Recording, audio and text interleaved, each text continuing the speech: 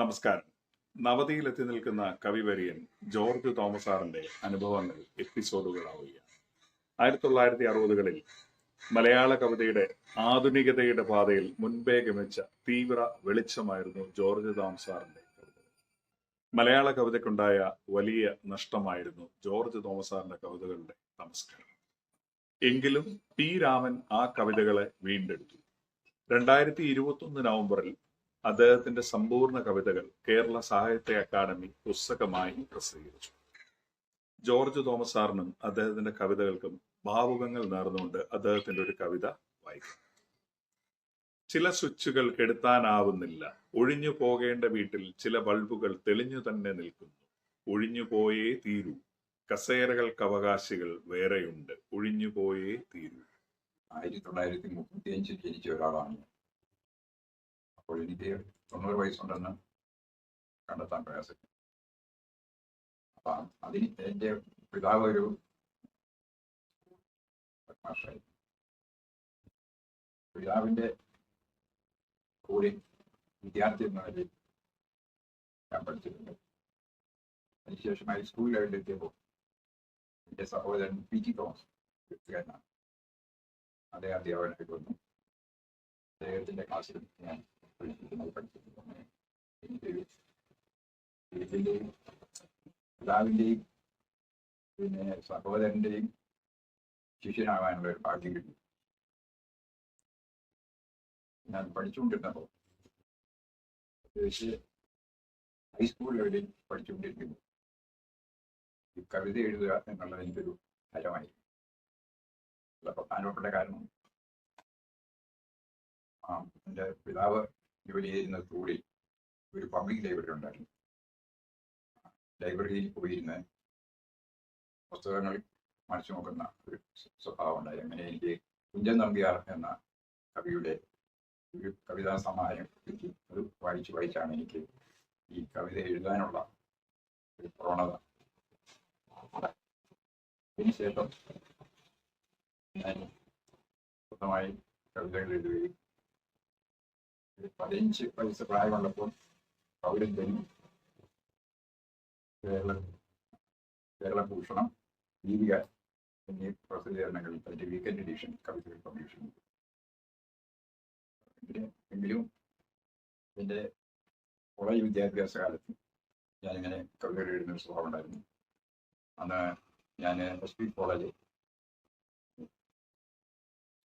Cent Thomas college Pala, പിന്നെ Maharajas college, ഈ 3 കോളേജുകളിൽ പഠിച്ചിട്ടുണ്ട്.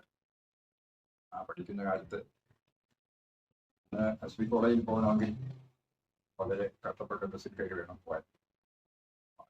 പ്രയാസമായിരുന്നു.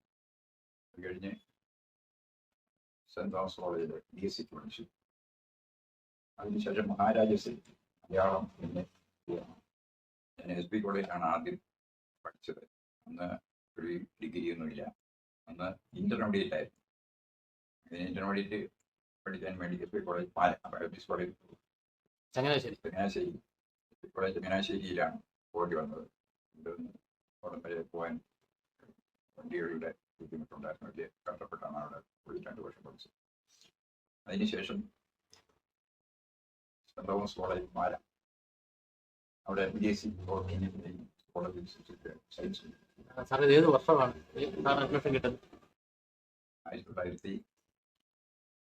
1952 എസ് പി കോളേജിൽ ഇന്റർമീഡിയറ്റ് പഠിക്കാനുള്ള ആദ്യം കിട്ടി.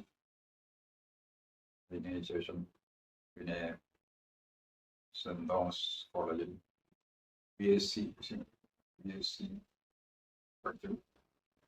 അതിനുശേഷം പിന്നെ മഹാരാജാസ് കോളേജിലെ എനിക്ക് വളരെ സന്തുഷ്ടി ഉണ്ടാക്കിയ ഒരു കാലമാണ്. അവിടെ എൻ്റെ കൂടെ പഠിച്ചിരുന്ന വിദ്യാർത്ഥികൾ തന്നെ പലരും പ്രശസ്തരായി തീർന്ന KP ശങ്കരൻ പറഞ്ഞിട്ടുള്ള ആളുകളാണ്. അവരുടെ ഒപ്പമാണ് എനിക്ക് പഠിക്കാനുള്ള ആദ്യം കിട്ടിയത്. മാത്രമല്ല അവിടുത്തെ അധ്യാപകർ MK സാനി മാസ്റ്റർ വീഡിയോയാണ് മിച്ചത്, പിന്നെ ഗുപ്തൻ നായർ മാസ്റ്റർ, ഇവരെയൊക്കെ എന്നെ പഠിപ്പിച്ചിട്ടുണ്ട്. അവരുടെയൊക്കെ ക്ലാസ്സിൽ ഇരിക്കുമ്പോൾ നമുക്ക് വലിയ സന്തോഷം തോന്നും. കാരണം നമ്മുടെ പുതിയ ലോകത്തിൻ്റെ വെളിച്ചം കാണുകയാണ്. സംഭവിച്ചത്. ഏറ്റവും കൂടുതൽ അതിനുശേഷമാണ് എനിക്ക് കൂടുതൽ സാഹിത്യത്തിൽ താല്പര്യമുണ്ടായത്. എംഎക്ക് ചേർന്ന കാലഘട്ടത്തിൽ BSc പൂർത്തിയായ സമയത്ത് ഒരു BScയുടെ ഒരു ടെസ്റ്റിന് ഇരിക്കാനിടയിൽ അങ്ങനെ BSc ടെസ്റ്റ് എഴുതിയപ്പോൾ ഒന്നും സാധാരണ ഇന്നത്തെ പോലുള്ള പരിശീലനമൊന്നും എഴുതുന്നത് MA പാസ്സായി കഴിഞ്ഞ ഉടനെ എനിക്ക് PhDയുടെ അപ്പോയിൻമെന്റ് കിട്ടി. കേരള സെക്രട്ടറി 2 വർഷം 1960 മുതൽ 62 വരെ കേരള സെക്രട്ടറി ഹോം ഡിപ്പാർട്ട്മെന്റാണ്. അന്ന് PT ചാക്കോ ആഭ്യന്തര വകുപ്പ് മന്ത്രി R. ശങ്കർ മുഖ്യമന്ത്രിയായിരുന്നു. അവരൊക്കെ ഉണ്ടായിരുന്ന ആ ഘട്ടത്തിൽ സമർത്ഥനായിട്ടുള്ള ഒരുപാട് വർക്ക്സ് കൂടെ ഉണ്ടായി. അവരുടെയൊക്കെ കൂടെ ഞാൻ ജോലി ചെയ്യുന്ന ആഭ്യന്തര വകുപ്പിലായിരുന്നു ജോലി. അപ്പോൾ അങ്ങനെ ഇരിക്കുമ്പോൾ തിരുവനന്തപുരത്ത് ഞാൻ താമസിച്ചിരുന്നത് അദ്ദേഹത്തുള്ള BJM ലോഡ്ജ് എന്ന് പറയുന്ന ഒരു ലോഡ്ജിലാണ്. ഒന്നും വരും വലിയ വാടക കൊടുത്താണ് താമസിച്ചത്. 30 രൂപ വാടക. ശമ്പളം എത്ര ഉണ്ടായിരുന്നു? ശമ്പളം 100 രൂപ. 30% വാടകയാണ്. വാടക. അന്ന് ഈ കോട്ടയത്ത് നിന്നുള്ള യാത്ര തീവണ്ടിയിലാണ്. തീവണ്ടിയിൽ ബസ്സിലാണ്. 10 രൂപ കോട്ടയത്ത് നിന്ന്. കോട്ടയത്ത് നിന്ന് തിരുവനന്തപുരം വരെ 10 രൂപയുള്ളൂ. 10 രൂപയുള്ളൂ. അപ്പൊ അന്നത്തെ ബസ്സൊക്കെ എങ്ങനെ? നമ്മുടെ ഈ മൂക്ക് ചപ്പിയ ആ നീണ്ട ടൈപ്പ് ബസ്സാണ്. കൃത്യമായിട്ട് എനിക്ക് അന്നൊക്കെ ബസ്സൊക്കെ വളരെ വിരളമല്ലേ? അപ്പൊ അങ്ങനെ ഉള്ള കാലഘട്ടത്തിൽ എനിക്ക് ഈ പാളയം പള്ളി ഇവിടെ അടുത്താണ്. പള്ളിയിലേക്ക് കുർബാന കാണാൻ പോകും. അപ്പൊ അവിടെയുള്ള ആളുകളായിട്ടൊക്കെ നല്ല അടുപ്പമായി. അങ്ങനെ ഇരിക്കുകയും ഈ എഞ്ചിനീയറിംഗ് കോളേജ് പ്രിൻസിപ്പലായിരുന്ന KC ചാക്കോ അവിടെ വരും, പള്ളി വരും. അപ്പൊ അങ്ങനെ പറഞ്ഞു നമുക്ക് ഒരു മീറ്റിംഗ്സ് ഒക്കെ എടുക്കും, സാംസ്കാരിക യോഗം അവരുടെ സൗകര്യം. അങ്ങനെ ഞാൻ കൂടി ചേർന്ന് ഒരു മീറ്റിംഗ് സംഘടിപ്പിച്ചു, ചർച്ച. അപ്പൊ അന്ന് പ്രബന്ധം അവതരിപ്പിക്കുന്ന ഇവിടെ എനിക്കായിരുന്നു. ഈ ക്രിസ്ത്യൻ എഴുത്തുകാരുടെ പങ്ക് മലയാളത്തിൽ എന്ന വിഷയത്തെ പറ്റിയാണ്. KC ചാക്കോ സാറായിരുന്നു അധ്യക്ഷൻ.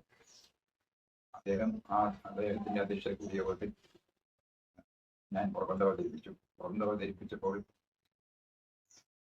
എനിക്ക് അറിയാവുന്ന കുറെ ക്രിസ്ത്യൻ എഴുത്തുകാരുടെ സ്വഭാവനകളെ പറ്റിയാണ്, കട്ടക്കരുത്തിൽ ചെറിയാൻ മാപ്പളം ഇങ്ങനെയുള്ള കുറെ ആളുകളുടെ കൃതികളെ പറ്റിയാണ് ഞാൻ സംസാരിച്ചത്.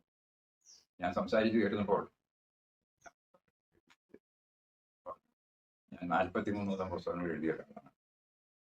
എന്നെ പറ്റി ഒരു വാക്ക് പോലും സ്വതന്ത്രകാലം പറഞ്ഞില്ല. എന്റെ കുറ്റം സംബന്ധിച്ച് വായിച്ചിട്ട്, പക്ഷെ ഞാൻ സാർ എഴുതിയ വണക്കമാസ പുസ്തകങ്ങൾ ഞാൻ വായിച്ചു.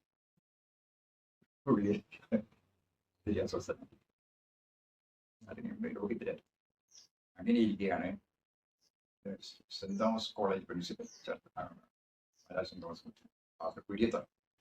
അതിലെ വഴിയെ നടന്നുപോയി. എന്നെ കണ്ടപ്പോൾ ഞാനുമായിട്ട് നല്ല പരിചയമുണ്ട്, എൻ്റെ അടുപ്പമുണ്ട്. ചോദിച്ചാൽ എന്താ ഇവിടെ? ഞാൻ പറഞ്ഞു സെക്രട്ടേറിയറ്റ് ജോലിയാണ്. നല്ല ജോലിയാണല്ലോ, പ്രൊമോഷൻ കിട്ടാൻ സാധ്യത ഉണ്ടല്ലോ. അതുകൊണ്ട് ഇവിടെ ഇരുന്നാൽ അസിസ്റ്റന്റ് സെക്രട്ടറി, ഡെപ്യൂട്ടി സെക്രട്ടറിയുടെ പോസ്റ്റിലൊക്കെ ഇട്ടിട്ട് പറഞ്ഞു. എനിക്ക് ഈ പണി ഇഷ്ടമല്ല. കോളേജ് വല്ല വേക്കൻസി ഉണ്ട്. ഞാൻ മലയാളം MA പാസ്സായിട്ടുണ്ട്, സെക്കൻഡ് ക്ലാസ്സിലാണ് പാസ്സായത്. അവിടെ വല്ല വേക്കൻസി ഉണ്ടോ എന്ന് ഞാൻ ചോദിച്ചു. അപ്പോൾ അദ്ദേഹം പറഞ്ഞു വേക്കൻസി ഒന്നുമില്ല. പക്ഷേ ദേവഗിരി കോളേജ്, കാലിക്കറ്റ് ദേവഗിരി കോളേജിൽ ഒരു വേക്കൻസി ഉണ്ട് എന്ന് അവിടുത്തെ പ്രിൻസിപ്പാള് ഡോക്ടർ തിവഡേഷ്യസ് സിൻഡിക്കേറ്റ് യോഗത്തിന് വന്നതാണ്. അദ്ദേഹം പറഞ്ഞു അവിടെ ഒരു വേക്കൻസി ഉണ്ട്. സുകുമാരൻ എഴുത്തോട് അവിടെ മൂത്തോന്നതിനെ കൂടെ പ്രിൻസിപ്പളായിട്ടുള്ള മലയാളം അധ്യാപകന്റെ വേക്കൻസി അന്വേഷിക്കാൻ പറഞ്ഞു. അപ്പൊ ഞാൻ ഇവിടെ അന്വേഷിക്കുന്നത് തിവഡേഷ്യത്തൊന്നും കേട്ടിട്ടില്ല. ഇവിടെയാണ് അന്വേഷിക്കേണ്ടതെന്ന് അറിയാൻ പാടില്ല. അങ്ങനെ ഇരുന്നപ്പോൾ ഞാൻ KC ചാക്കോ സാർ, ഞാൻ നല്ല അടുപ്പത്തായി. ഞാൻ അദ്ദേഹത്തെ വിളിച്ചു, എൻ്റെ ഒരു കാര്യം അച്ഛനുമായിട്ട് പോകുന്നുണ്ടോന്ന്. അപ്പോൾ അങ്ങനെ പറഞ്ഞു, അങ്ങനെ ജ്യോതിഷ് അച്ഛൻ എൻ്റെ ലീന കാര്യം പറഞ്ഞു നാളെ ഉച്ചയ്ക്ക്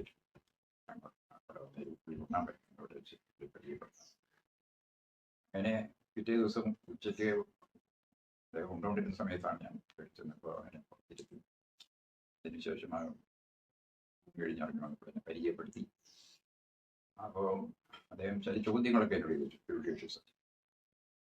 ചോദ്യങ്ങളിൽ അവസാനത്തേത് പ്രസംഗിക്കുമോ എന്നുള്ള ചോദ്യം. പ്രസംഗിക്കും, ഇത്തിരി അധിക പ്രസംഗം ഉണ്ടെങ്കിലോ. ഞാനവിടുത്തെ എൻ്റെ പണി പോയി ഞാൻ വിചാരിച്ചു. അപ്പോൾ അദ്ദേഹം പറഞ്ഞു, എന്നാ പോരാ. ഞാൻ കേട്ടപ്പോഴേ വലിയ സന്തോഷമായി. ഞാൻ വന്ന് ആദ്യം ചെയ്തത് ഈ സർക്കാർ ജോലിയുള്ളത് രാജിവെച്ചു. സെക്രട്ടറി ജോലി ഞാൻ രാജിവെച്ചു. വലിയൊരു ജോലിയാണ് അത്, രാജിവെച്ചു. സർക്കാർ ജോലി രാജിവെച്ചു. അപ്പൊ എനിക്കതിന്റെ ഗൗരവമൊന്നും മനസ്സിലായിരുന്നില്ല. അത് കഴിഞ്ഞ് വ്യാന്യൂസ് കോളേജിലെ മലയാളം പ്രൊഫസർ PC ദേവസ്യ സാറിന് എനിക്കറിയാം.